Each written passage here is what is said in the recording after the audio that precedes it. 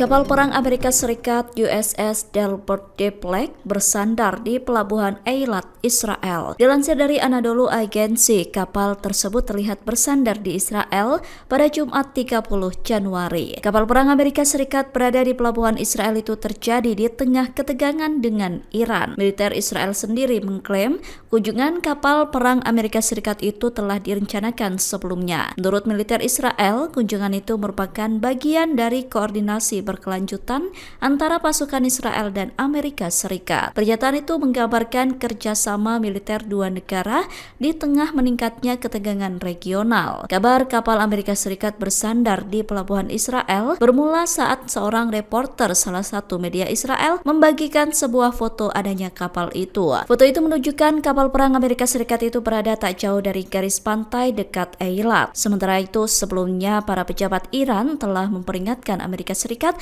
untuk tidak melakukan serangan apapun. Iran menegaskan bakal membalas setiap serangan yang ditujukan untuk negaranya.